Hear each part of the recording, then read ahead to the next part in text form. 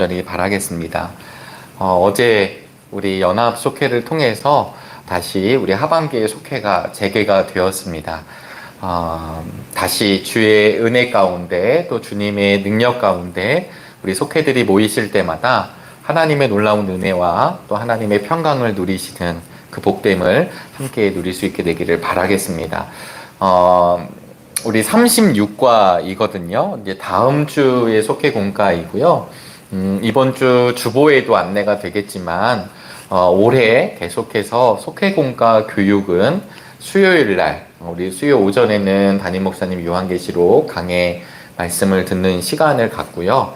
우리 저녁에 7시 30분에는 우리 하반기에 속회 공과 교육을 우리 전반기처럼 나누려고 합니다. 상반기처럼. 사실 하반기라고 했지만, 이제 9월, 10월, 11월, 12월, 이제 얼마 남지 않고, 또 아직도 한여름 같은 더위이지만 이미 가을의 문턱이 들어섰고, 가을을 보내는 중에 있습니다. 우리 성도님들의 가정마다 이제 이 무더위를 이겨내시면서 또 이 가을을 맞이하면서 말씀을 더 충만하게 보시는 시간들, 또 이 말씀을 함께 나누는 시간들, 아울러 우리 70주년 기념 사업의 일환, 12개의 돌 일환으로 지금 각 선교회별로, 부서별로 우리 새번역 성경 쓰기도 하고 있습니다. 이미 쓰신 분들도 계시겠지만 우리 새번역 성경 필사를 하시면서 그 말씀이 우리의 신비에, 마음에 새겨지는 시간 되기를 바라겠고요. 우리 온 교우들이, 아이들에서부터 우리 어르신 성도에 이르기까지 온 교우들이 그 한 권의 말씀을 기록하여 하나님 앞에 성서 주일날 봉헌할 때 얼마나 행복할까라고 하는 것 생각을 갖고 있습니다. 우리도 이렇게 좋은데 받으시는 우리 하나님은 얼마나 기쁘실까라고 하는 생각이 있습니다.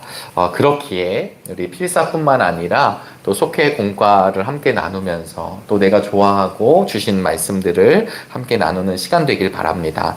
우리가 전반기에는 지금 역사의 순대로 성경 공부, 우리 속회 공과가 이루어지고 있는데요.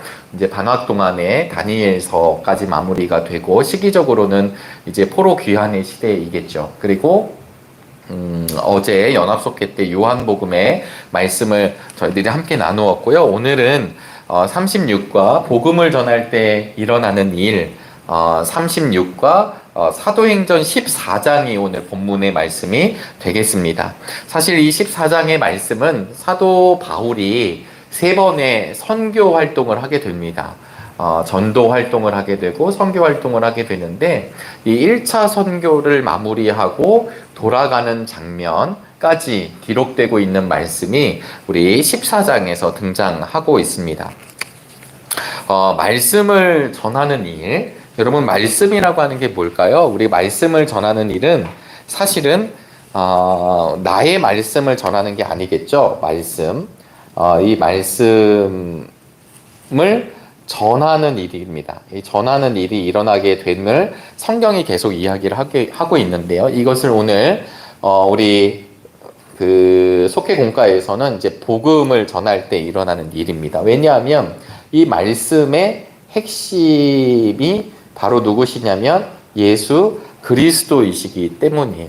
예수님이 그리스도가 되신다. 예수님이 그리스도가 되신다라고 하는 뜻은 무엇이냐면 예수님이 나의 구원자가 되신다라고 하는 거죠.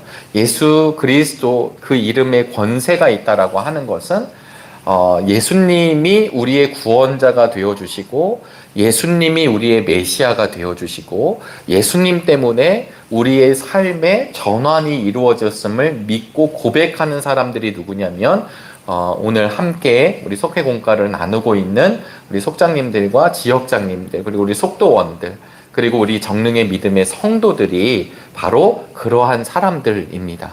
그런데 우리는 굉장히 쉽게 이렇게 복음을 받아들인 것처럼 느껴지지만, 우리가 한국교회사를 하다 보면 처음부터 그냥 순탄하게 복음의 역사가 일어난 게 아니라 한국교회사를 보시다 보면 그때마다 어려움이 있었겠죠. 우리 정릉교회가 70주년을 맞이했는데 정릉교회가 처음부터 그냥 떡하니 교회가 세워지고 떡하니 사람들이 모이고 그냥 막 되고 이런 게 아니라 누군가의 헌신, 근데 이 누군가의 헌신의 뒤에 하나님의 계획과 하나님의 뜻하심, 그래서 믿음의 하나님의 사역자들이 오게 되고 함께 동역했던 이들이 있게 되고, 또 그러면서 장로님으로, 권사님으로, 집사님으로, 또 때로는 우리 교회를 왔다가 다른 곳으로 가신 분들도 있겠죠.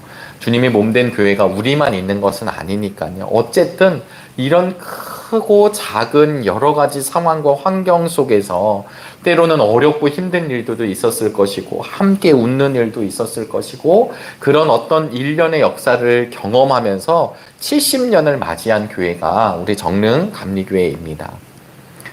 제가 이 말씀을 드리는 이유는 오늘 사도 바울이 바울과 바나바가 이제 짝이 되어서 전도, 1차 전도 여행을 지금 하고 있는데요. 오늘 14장은 이렇게 시작을 해요. 바울과 바나바는 이고니온에서도 이전과 마찬가지로 유대 사람의 회당에 들어가서 말하였다. 그래서 유대 사람과 그리스 사람이 많이 믿게 되었다. 이렇게 시작하고 있습니다.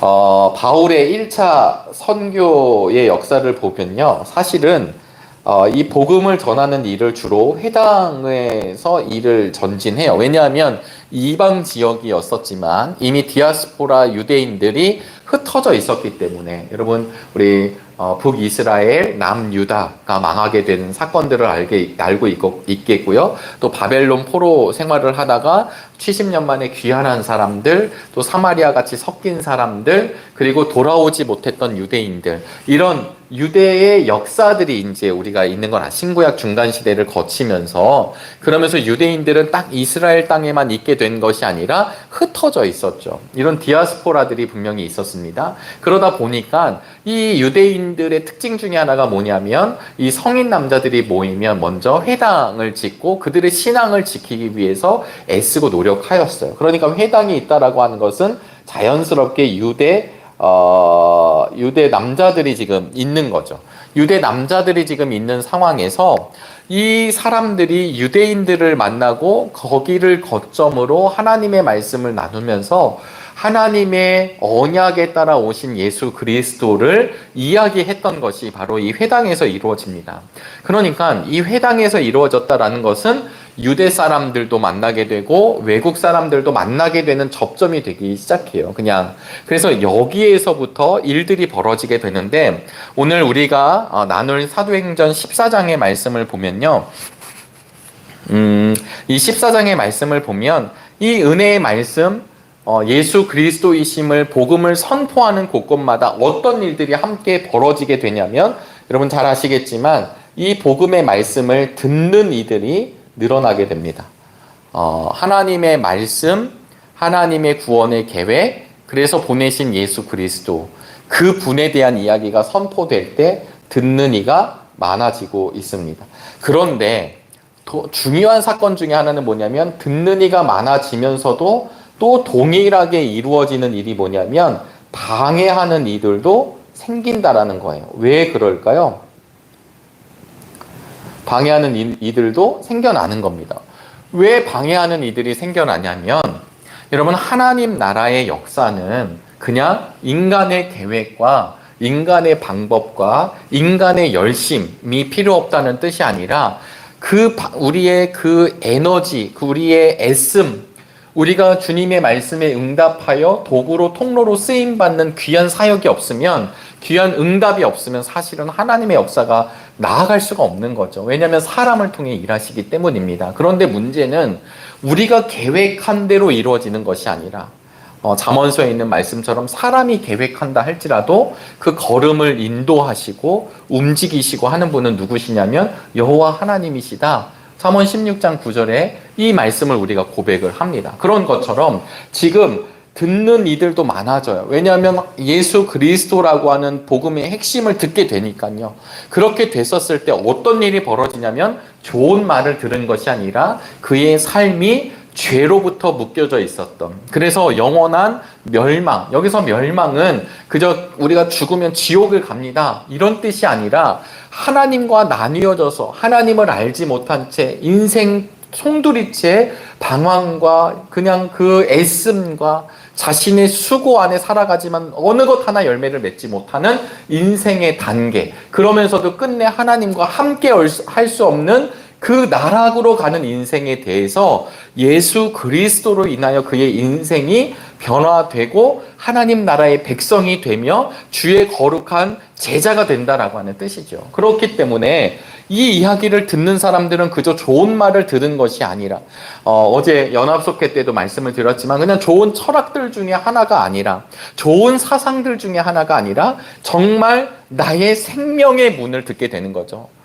그랬었을 때 이 듣는 이들이 많아지면 여러분 이 공중의 권세 잡은 자 성경에 보시면 철저하게 창세기에서도 보면 사단의 권세가 등장합니다.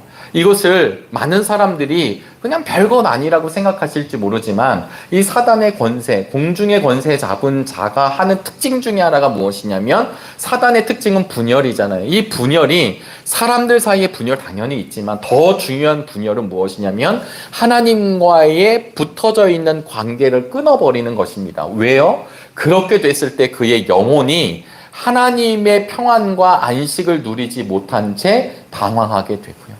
또 다른 신을 찾게 되고 또 다른 어떤 자신의 쾌락과 자신의 인생의 생명의 길이 아닌 어둠의 길을 찾아가게 되는 인간의 본성, 죄성, 원죄를 알고 있기 때문이에요. 그래서 복음이 전파되는 곳마다 강력한 방해 하는 이들이 드러나고 있다는 것을 이야기합니다. 그래서 오늘 14장을 저희들이 보시지만 사실은 이고니온으로 온 이유가 이고니온에 한번 가볼까 해서 온 것이 아니라 14장 전을 보시면 그들이 역시 마찬가지로 말씀을 전하는데 방해와 핍박이 그들에게 찾아옵니다. 그래서 어떻게 하냐면 비시디아 안디옥에서 쫓겨나갔던 이 바울과 바나바가 이고니온으로 가게 돼요. 그런데 14장 1절에 너무나도 중요한 말씀을 우리에게 해주시는데 그게 무엇이냐면 여러분 핍박과 방해를 받았잖아요. 여러분 혹시 우리가 속회 공과를 나누고 계시지만 인생의 믿음의 일을 감당할 때 우리가 예배자가 되기를 원할 때 기도자가 되기를 원할 때 그리고 내가 정말 헌신자가 되기를 원할 때, 중보자가 되기를 원할 때, 중보 기도자가 되기를 원할 때, 여러분 이럴 때 그냥 내 마음이 막 불일 듯 일어나서 늘 동일한 마음으로 하면 얼마나 좋을까요? 그런데 때로는 우리 마음이 그렇다가 나고 어떤 사람이 아니 뭐 그딴 거를 하고 있느냐고, 너 그거 하면 뭐 떡을 주냐고 밥을 주냐고 이런 낙심되는 소리를 듣게 되면 사람들은 에이 그게 무슨 소리냐고 나는 내 신앙 갖고 간다 이렇게 우리가 얘기하면 참 좋지만 이 사단의 권세가 그 말의 씨앗을 가슴에 놓는 것입니다. 그러니까 사단의 권세는 우리의 머리와 가슴을 움켜쥐려고 하죠. 우리의 생각과 우리의 마음이 하나님을 향하지 못하도록 그 마음에 불안과 염려와 불신의 씨앗을 심겨 놓는 것입니다. 하나님과의 관계가 깨지는데 어떻게 가족 구성원들의 관계가 될 것이며 어떻게 속도원들의 관계가 될 것이며 어떻게 교회 안에서의 관계가 되겠어요? 세상은 세대 간의 문제를 이야기합니다. 갈등을 이야기하고요. 그래서 요즘 정신의학과 선생님들, 그 다음에 심리학 선생님들, 상담학 선생님들이 여기저기에서 많은 강연들을 하고 계세요. 유튜브만 틀어보셔도요. 우울할 때 어떻게 해라. 관계가 틀어졌을 때 어떻게 해라. 이런 사람을 만났을 때 어떻게 해라. 라고 하는 강의 동영상만 해도 수만 가지가 나옵니다. 그러나 거기에 본질이 무엇인지 아십니까? 자기를 방어하고 상처받지 않게 해서 애쓰라고 이야기하지만 결과적으로는 그 관계가 온전한 회복이 되는 것은 불가능해 보여요. 왜냐하면 저 사람으로부터 나를 지켜내어야 하기 때문입니다.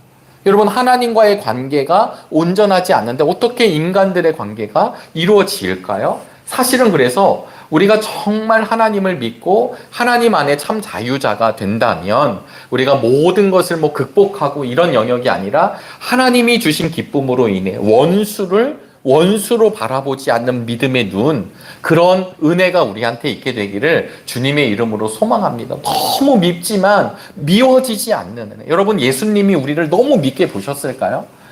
그냥 꼴배기가 싫고 저 사람만 없었으면 예수님이 그렇게 보셨다라고 한다면 우리 기독교는 사실 의미가 없는 것 아닐까요? 우리 예수님이 때로는 호통도 내고 때로는 예수님께서 이건 아니야 라고 강력하게 이야기하신다 할지라도 우리 예수님이 갖고 계셨던, 하나님이 가지고 계셨던 그 마음을 성경은 헤세드라고 표현하고 있습니다. 그걸 어떻게 번역하기가 좀 인자하심, 그 하나님의 사랑 헤세드를 우리가 어떻게 딱 번역하기는 좀 애매하지만, 하나님의 크고 넓으시고 한없고 신실하고 변함없는 하나님의 사랑. 왜 그 사랑이 있을까요? 하나님의 긍휼하심이 있기 때문입니다. 그래서 이 비시디아 안디옥에서 쫓겨난 그들이 이고니온으로 가게 되는데, 사실은 오늘 성경에 보면 그들이 그런 두려움 속에 있었다라고 고백하지 않고, 그러면서도 뭐라고 얘기하냐면 이전과 마찬가지로 회당에 들어가서 복음을 전했다라고 하는 것이 1절의 이야기예요. 그런데 2절에 보니까요, 14장 2절입니다. 그러나, 여러분 이제 성경에서 이 접속사가 굉장히 중요하다고 여러 번 말씀을 우리가 나눴잖아요. 그러나 마음을 돌이키지 않는 유대 사람들이, 근데 이 유대 사람들이 꼭 무엇을 하냐면 이방 사람을 선동합니다. 예수님의 십자가 사건도 잘 보시면요, 항상 이 문제에 대해서 선동하는 이들이 등장을 하게 돼요. 이 선동하는 이들로 인해서 부하내동하는 일들이 벌어지게 되고, 그 확실한 믿음이 없는 사람은 다 휩쓸려 가게 되는 거죠. 그러면서 그들이 마음을 돌이키지 않는 유대 사람들이 이방 사람들을 선동해서 나쁜 감정을 품게 합니다. 여러분, 얼마나 이게 힘이 들까요? 우리가 칭찬만 받아도 그 일 감당하는 거 어려운데, 칭찬이 아니라 막 비난하고 핍박하고 모함하고, 여러분 이러면 그 일을 감당하실 수 있을까요? 내가 어쩔 수 없이 죽고 사는 문제여서 버틸 수 있겠죠. 내 가족들 생각하고 새끼들 생각해서 그럼에도 불구하고 내가 이런 모욕을 이겨내 볼 수는 있겠지만, 내가 주의 일을 감당하고 이거 안 하더라도 내가 당장 먹고 사는 문제가 없다라고 한다면 누가 이 일을 감당할 수 있을까요? 그럼에도 불구하고 3절은 이렇게 이야기하는데요. 두 사도는 오랫동안 거기에 머물면서 그런 안 좋은 상황과 환경 속에서도 주님을 의지하여 담대하게 말하였다. 여러분, 오늘 복음을 전할 때의 전제가 3절입니다. 3절은 뭐냐면 주님을 의지하는 것입니다. 여러분, 우리 속회가 주님을 의지하는 속회가 되시기를 주님의 이름으로 축복합니다. 주님을 의지하는 우리 정릉의 지체들이 되시기를 간절히 바랍니다. 내가 아이가 강해져서 내 거를 하는 게 아니라, 내 생각을 얘기하는 게 아니라 주님을 의지하여 주님이 원하시고 주님이 알게 하고자 하시는 내용을 이야기하는 것입니다. 그래서 어떤 일이 벌어지냐면요, 초대교회에서는 이 말씀을 전할 때, 제가 지금 말씀이라고 하는 건 복음을 의미합니다. 말씀을 전할 때 반드시 같이 일어났던, 이건 이제 더하기, 일어났던 일들이 뭐냐면 이적이에요. 이 이적이 무엇인지는 14장에서 드러나진 않지만, 여러분 그 당시에 복음이 전파가 되고 이적이 드러난다라고 하는 건 질병이 떠나가는 일들이 벌어진 거예요. 이 질병이 떠나간다는 것은요, 그냥 신유 사역을 했다라는 뜻이 아니라, 그냥 고쳤다, 고침을 해주었다라는 뜻이 아니라, 우리 14장 이제 중반부에 가보시면 8절에 가면 루스드라에 가서 평생 앉았던 일을 이렇게 일으켜 세우잖아요.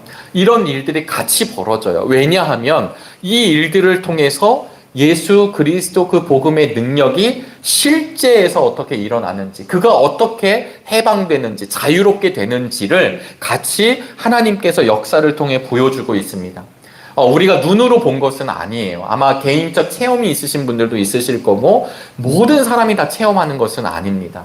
그러나 지금도 선교사님들의 이야기를 듣다 보면 이렇게 아주 문명과 떨어진 곳일수록 이런 하나님의 역사, 치유의 역사를 하나님이 보여주신다고 그래요. 저는 그 사실을 믿습니다. 왜냐하면 그것을 통해서 그들이 잘 선교하고 전도하고 도구로 쓰라고 하는 것이 아니라, 우리 예언서의 말씀을 보면 눈먼 자가 앞을 보게 되고 앉았던 이가 일어나게 되는 이 치유, 질병이 떠나가는 몇 가지 치유 사역들은 사실 무엇을 의미하냐면, 누가 하는 일이냐면 메시아가 하는 일입니다. 그래서 예수 그리스도 그 이름으로 이야기하는 거죠.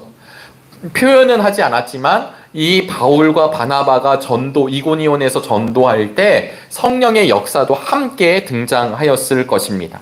저는 지금 14장 1절부터 7절까지가 오늘 우리가 보고 있는 성경 속회공과의 본문에는 믿고 따르는 자와 그리고 배척하는 자로 나뉘어지게 된다라고 설명을 하고 있는데요. 본문을 조금 더 보시면, 왜냐하면 4절에 도시 사람들이 두 편으로 나뉘어져요. 그래서 듣는 이들, 이 바울과 바나바의 이야기, 복음에 대한 이야기를 듣고 말씀을 따라가는 이들이 생기는가 하면 더 강력하게 변화되지 않은 유대인들과 선동된 사람들이 더 엄청난 방해를 하고 있다는 걸 보여줍니다. 그런데 문제는 잘 보세요. 우리가 지금 어떻게 이동되고 있냐면 비시디아 안디옥에서 지금 우리 1차 전도여행을 하는데 우리 13장에서 비시디아 안디옥에서 배척을 받아서 쫓겨 나오게 되는데 그게 오늘 본문 처음인 이고니온입니다.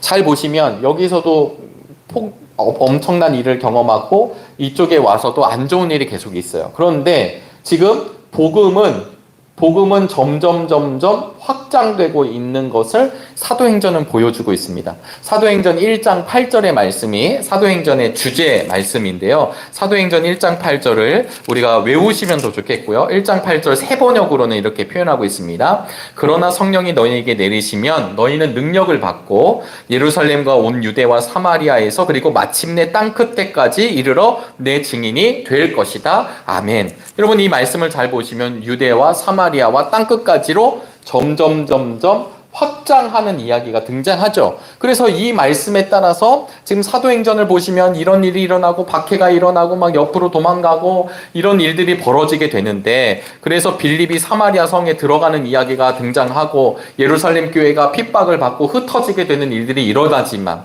육신의 눈으로 보면 그 말씀들 자체는 굉장히 안 좋은 일이고 왜 하나님 이런 일이 일어납니까? 라고 이야기할진 모르겠지만 하나님의 역사의 관점에서는 점점 말씀이 흩어지고 확장하고 있다라는 이야기입니다. 그러니까 복음의 계속적인 움직임이 드러나고 있고요. 이 일어나는 가운데 핍박도 함께 하고 있다라는 것을 보여줘요.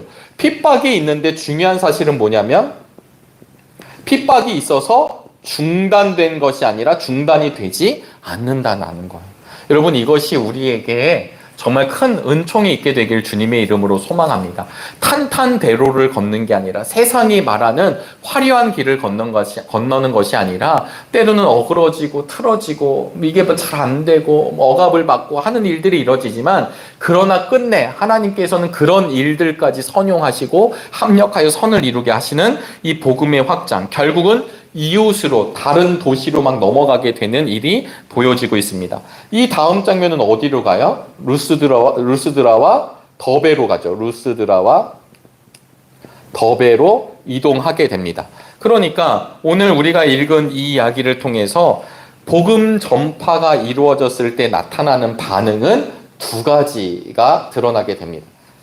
복음 전파가 일어나게 됐을 때 일어나는 반응은 다시 한번 말씀드리지만 기쁨으로 응답받는 사람들이 드러나게 되고요. 또 하나는 대적하는 반응이 우리에게 있습니다.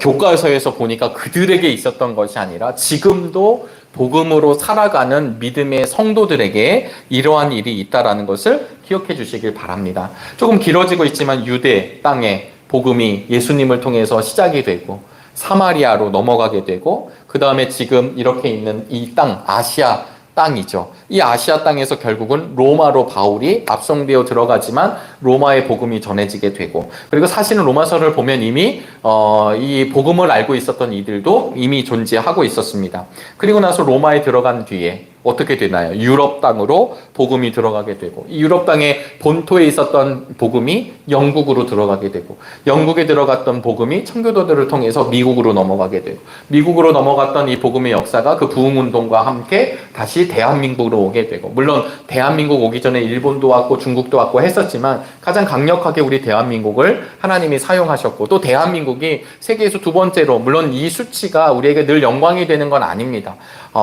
분명히 선교사님들을 많이 보내는 나라로 변화됐다라는 것은 고무적인 일이죠. 그런데 그 선교사님들이 또 어디를 들어가냐면 지금은 닫힌 곳이 되었지만 중국으로 들어가고 인도로 들어가고 중동으로 들어가고 여러 지역으로 지금 복음의 확장이 이루어지고 있다는 사실을, 우리는 이 적능 지역을 지키면서 이곳에서 믿음 생활을 하고 있지만 지금도 주님의 이름으로, 예수님의 이름으로 온 가족이, 또 그 개인이 자신의 삶을 결단하고 지금도 오지에 들어가서 복음을 전하는 이들이 있다는 사실, 또 우리 교회가 함께 돕고 기도하는 선교사님들이 계시다는 것을 기억해 주시기를 바랍니다. 그러면서도 결국은 이들이 돌로 쳐 죽이려고 합니다. 그것을 알고 어떻게 하나요? 피하게 되죠. 이 피한 게 비겁한 것처럼 보여지지만 하나님이 지혜를 주셔서 피하게 하십니다. 그리고 루스드라에 가요. 루스드라에 들어가니까 지금 8절부터 20절까지의 내용인데, 이 8절부터 20절까지의 내용을 우리 속회공과 본문에선 두 번째 단락으로 삼고요. 18절까지. 그리고 뭐라고 얘기하냐면 오해를 받았다, 이렇게 이야기하고 있습니다. 오해를 받아요. 여러분, 복음을 전하는 일은 우리가 회사에서 업무를 나누는 것이 아닙니다. 그러니까 복음을 전할 때 이렇게 받는 사람도 있고 순종하는 사람도 있고 이것을 받아들이지 못하는 사람도 있다라는 것을 말씀을 드렸어요. 그런데 8절에 루스드라에 갔어요. 여러분, 이런 핍박과 어려움을 경험해서 지금 다른 곳으로 넘어가면 사실은 좀 몸을 사려야 되는 건 아닐까요? 그게 우리의 지혜 아닐까요? 그런데도 불구하고 루스드라에 딱 들어가게 되자, 이건 7절에 보니까 그들은 거기에서도 줄곧 복음을 전하였다. 저는 물론 바울이 여러모로 참 위대한 사람이라는 것을 알고 있습니다. 특별히 바울을 놓고 하나님 앞에 기도하는 영역 중에 하나는 이 바울의 담대함이에요. 내 실력을 믿었던 것이 아니라 그저 예수님을 의지하여 담대하게 그 전도자의 삶을 살아가는, 원래 그런 삶을 안 살아도 되는데 그가 예수님 때문에 모든 걸 배설물로 여기고 그 길을 걸어갔던 이의 담대함이 오늘 14장에서도 이런 줄곧이라는 단어를 통해 드러나고 있습니다. 그런데 누구를 만나냐면 루스드라에서 지금 성경 본문에 의하면 한 번도 걸어본 적이 없는 이 장애인, 못 걷는 사람을 만나게 돼요. 그런데 9절에 보니까 바울은 그를 똑바로 바라보고 고침을 받아 9절 제가 다시 읽어드릴게요. 이 사람이 바울이 말하는 것을 들었다. 바울은 그를 똑바로 바라보고 고침을 받을 만한 믿음이 그에게 있는 것을 알고는, 이렇게 이제 9절이 됐거든요. 예전 성경에서는 그가 들었거늘 이렇게 표현하고 있어요. 여기서 들었다라고 하는 것은 이제 원문을 보시면 시제가 미래 완료형으로 돼 있어요. 이 뜻은 무엇이냐면 그냥 누가 말한 걸 들었다로 끝나는 것이 아니라 계속 바울이 말하는 것을 듣고 있다라는 거예요. 지금 듣는 거예요. 누가 듣냐면 평생 앉아 있었던 사람이 듣는 거예요. 그러면서 9절에 바울이 무엇을 받냐면 고침을 받을 만한 믿음, 예전 성경은 구원을 받을 만한 믿음, 원어 성경으로는 치료를 받을 만한 믿음, 그가 그의 말을 들으면서 그의 삶이 변화될 것을 받을 만한 믿음이 있는 것을 바울이 알고는, 그러니까 여기에서 전제는 뭐냐면 듣고 있다라는 거예요. 여러분, 우리 속회 공과 교육을 이렇게 함께 나누는 이유도 무엇입니까? 말씀을 뭐 더 잘 가르치고 서로 뭐 이런 게 아니라, 이 말씀에 있는 뜻이 무엇인지를 함께 우리가 찾아보고, 그리고 내 삶에 적용해보고, 그리고 그 말씀의 실제가 우리 속회 안에서 우리가 함께 나누기를 원하는 거죠. 근데 그 들음을 통해 하나님의 위대한 역사가 이루어지고 있다는 것을 함께 기억할 수 있게 되기를 바랍니다. 그런데요, 그러고 나서 사람들이 이제 바울이 받을 만한 믿음인 걸 알고는 큰 소리로 10절에 똑바로 일어서시오라고 말하자 그가 들었기 때문에 벌떡 일어나서 걷기 시작합니다. 여러분, 이 장면을 우리가 진짜 보고 있다면 평생을 못 걸었던 이가, 좀 걸었다가 좀 삐끗해가지고 넘어져 있다가 일어선 게 아니라, 지금 이 이야기는 결국 무엇을 말하냐면 절대로 하나님이 아니고 개입하지 않고서는 일어날 수 없는 일을 사인으로 보여주시는 거예요. 그런데 문제는 어디서 나오냐면 이런 일들을 보고 수많은 사람들이 이들이 신들이 아닌가, 그래서 제우스, 바나바가 제우스 같고 바울을 헤르메스라고 지금 부르면서 그들이 이들을 섬기려고 제사하려고 하는 장면으로 연결됩니다. 여기에 좀 역사적인 배경이 있는데요. 이 루스드라 지역에 예전에 그들의 전설 가운데 하나가 뭐가 있냐면 이 제우스와 헤르메스가 내려왔어요. 전설입니다. 이 루스드라의 전설이에요. 내려왔는데 알아보지 못했어요. 루스드라 사람들이. 그래서 어떻게 했냐면 한번 싹 멸망당한, 싹 한번 밀렸던 그 지역에 전설이 있었기 때문에. 그래서 그들은 혹시 이 사람이 지금 바울과 바나바가 지금 평생 앉아 일어서지 못했던 사람을 고쳤잖아요. 그러니까 이들이 신인가 보다 하고 추앙하기 시작했습니다. 여러분들은 어떠실까요? 저도 이제 목회자의 길을 걸어가고 있지만 우리가 신앙생활하면서 믿음 생활에서 항상 빠지지 않고 등장하는 사람들이 이단 있고 사이비입니다. 여러분, 이 이단과 사이비의 사람들을 잘 보시면요. 물론 모르겠어요. 처음부터 내가 사이비가 되어야지라고 한 사람이 있었겠죠. 그냥 하여튼 그 교주들이 나오게 되잖아요. 근데 여러분, 이 교주들이요. 아시겠지만 누가 교주들하고 토론하는 이 신도들을 보셨나요?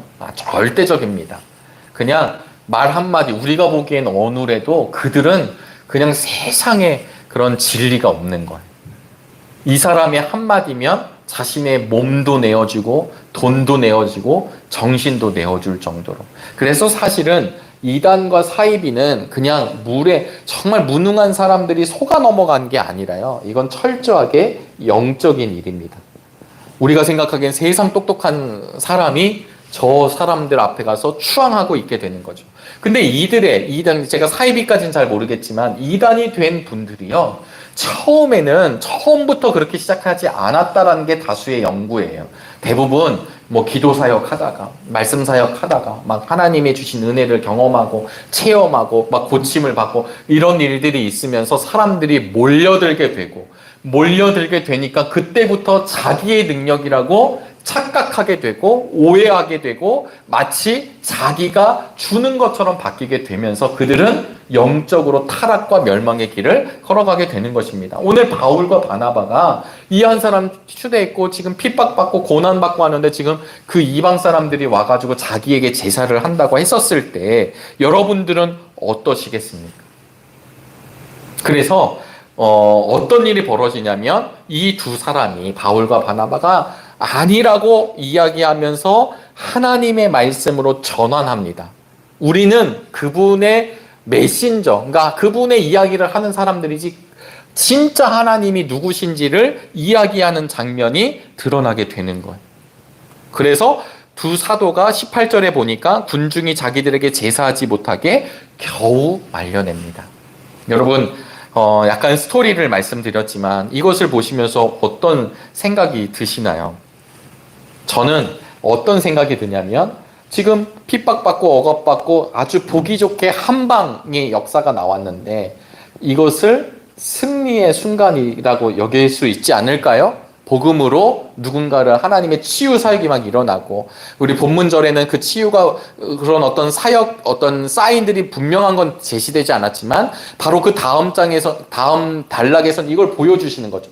그런데 중요한 것은 이 승리의 순간 무엇이 파고드냐면 사단이 파고든다라는 것을 함께 기억할 수 있게 되기를 주님의 이름으로 소망합니다. 오해를 받았지만 이 오해 가운데 또 누가 스며들어오냐면 대적이 들어오는 거죠. 그래서 그들이 넘어지게 하는 것. 여러분, 그래서 우리가 깨어있지 아니하면 넘어질 수밖에 없는 연약한 존재들입니다. 말씀으로 서지 않으면 우리가 기도로 하나님 앞에 뜻을 구하고 하나님의 뜻이 무엇인지를 분명히 하지 않으면 어느샌가 길을 잃어버리는 것이죠. 그것은 연수가 많다고 해도 직분이 나를 지켜주는 게 아니라 연조가 나를 지켜주는 것이 아니라 항상 그분 앞에 있었을 때 가능하다라는 것을 기억할 수 있게 되기를 바랍니다. 그러면서 이 19절에 보니까 유대 사람들이 안디옥과 이고니온에서 이제 두 지역 지금 피해 왔는데요. 두 지역에서 몰려와서 군중을 설득하고 설득이라는 말은 이제 이 본문에 보시면 이 설득이라는 말이 사람이 설득하는 게 아니라 이 사단의 권세가 잡는 말입니다. 그러면서 바울을 뭘로 칩니까? 돌로 칩니다. 얼마나 쳤냐면 죽은 줄 알고 쳤어요. 그리고 나서 성 밖으로 끌어낸 거죠. 예전 성경은 버린 겁니다. 20절을 읽어보실까요? 우리 성경을 읽어보시면서 20절. 그러나 제자들이 바울을 둘러섰을 때에 그는 일어나서 성 안으로 들어갔다. 이튿날 그는 바나바와 함께 더베로 떠났다. 저는 참 마음이 이게 확 이렇게 움직여요. 왜냐하면 너무 힘들지 않았을까요? 정말 죽을 정도로 지금 돌을 맞았고, 근데 이 돌을 맞을 때 우리가 뭐 잘 아시겠지만 지금 뭐 딴 일 하다 맞은 것도 아니고 지금 역승리의 역사도 보여주고 했어요. 그런데 제자들이 둘러서니까 이제 사람들은 죽은 줄 알고 버린 거잖아요. 일어나서 성 안으로 들어갔다. 우리 20절 말씀은 굉장히 단조롭게 세번역은 두 문장으로 써 있지만, 이 일어난다라는 말이요, 아나스타스라는 말인데요. 이 일어난다라는 말을 언제 쓰냐면 부활의 능력을 말할 때 쓰는 거예요. 그러니까 이 일어났다라고 하는 말은 바울이 의지가 너무 좋아가지고 너무 맞았는데도 아니야 나 괜찮아 그러면서 일어났다는 이야기가 아니에요. 지금 일어났다라고 하는 것은 부활하신 예수님이 이 바울을 일으키셨다라는 거예요. 저는 이것이 우리에게 은혜가 되기를 바랍니다. 왜냐하면 우리에게도 하나님이 부활하신 주님이 넘어져 있는 복음으로 인해서 말씀을 전하기 위해서 그 믿음인으로서 애쓰고 있다가 여러 가지 상황과 환경으로 인해서 이렇게 누워 있을 수 있잖아요. 두드러 맞아가지고 돌을 맞아가지고 그럴 때 일으켜 세우는 것이 내가 일어서는 것이 아니라 부활의 주님이 일으켜 세워주시는 능력의 단어라는 말이에요. 그리고 나서 이튿날 그는 바나바와 함께 더베로 떠나게 됩니다. 여러분, 이제 계속해서 이 말씀이 참 은혜가 되는데, 사실 이제 19절부터 28절까지의 말씀을 우리 속회공과에서는 믿음이 더 굳건해진 것을 우리가 이제 대지를 삼고 있습니다. 그런데 여러분, 사실은 바울과 바나바가 다시 안디옥으로 지금 돌아가는 내용이거든요. 지금 이제 더베까지 이제 우리가 안디옥, 비시디아 안디옥, 이고니온, 그 다음에 루스라, 그 다음에 더베로 간 뒤에 다시 이제 여기까지가 1차 선교 여행을 마치고요. 다시 이제 안디옥으로 돌아가요. 그러면 여러분 여기에서 이렇게 빨리 가는 길이 있어요. 네, 우리가 이제 성경 공부를 더 여기 하지 않지만 가는 길이 있습니다. 그냥 이렇게 가면 돼요. 그런데 어떻게 가냐면 다시 여기서 이렇게 간다는 거예요. 왔던 지역으로 다시 돌아가요. 왜냐하면 제자들의 마음을 굳세게 해주고 싶어서, 그리고 환난을 통해 들어가는 하나님의 나라에 대해서 이야기하기 위해서 22절과 23절에 보면 그 이야기를 하게 돼요. 여러분, 이것이 바울이 가지고 있는 하나님의 위대성입니다. 내가 그 교회들을 다니면서 지금 그 회당 중심으로 모였던 사람들이 무엇을 봤나요? 두드러 맞는 걸 받고 죽다 살아난 걸 봤는데 우리들 같으면 다시 그 지역으로 갈 수 있을까요? 그런데도 불구하고 바울은 그 핍박자와 원수들과 대적자들을 본 것이 아니라 누구를 보았냐면 예수 그리스도로 인하여 일어서고 예수 그리스도로 인하여 하나님의 그리스도의 향기가 될 자신의 제자가 아니죠. 자신을 통한 그리스도의 제자들을 본 것입니다. 그래서 22절에 보면 제자들의 마음을 굳세게 해주고 믿음을 지키라고 권하였습니다. 그리고 환난을 겪게 된다고 얘기하는 거예요. 그런데 여러분 잘 보세요. 지금 바울이 어디 지금 휴양차 갔다가 와서 얘기하는 게 아니잖아요. 방금 전에 더베에 있기 전에 이고니온의 그 루스드라에서 전도하다가 돌에 맞았잖아요. 돌에 맞았다라고 하는 건 어떨까요? 그의 몸에 흔적이 남아 있었겠죠. 아무리 못해도 멍이 있었을 것이고 찢긴 자국이 있었을 것이고 그리고 그의 몸이 만신창이가 됐다라는 것을 왜 모르겠어요? 그런데 그런 바울이 거기에 서서 그럼에도 불구하고 이 복음이 무엇인지를 다시 이야기하고 믿음을 굳건하게 지키라고, 내가 지금 이렇게 돌을 맞았지만 이 환난을 통해 하나님의 나라, 환난을 통해 들어가는 하나님의 나라를 그들을 정말 긍휼한 마음으로 섬기면서 얘기해 주었다라는 것입니다. 그러면서 마지막에 그들이 안디옥으로 향하게 돼요. 27절의 말씀을 보게 되니까요, 그곳에 이르러서 그들은 교회 회중을 불러 모으고서 하나님께서 자기들과 함께 행하신 모든 일과 하나님께서 이방 사람들에게 믿음의 문을 열어주신 것을 보고하였다. 저는 우리들의 삶의 마지막이 이런 보고가 되기를 주님의 이름으로 축복합니다. 복음을 전할 때 일어나는 일은 아주 단순해요. 말씀, 온전한 복음이 선포될 때 100명이 100명이 다 환영하는 게 아니라는 것을 기억할 수 있게 되기를 바랍니다.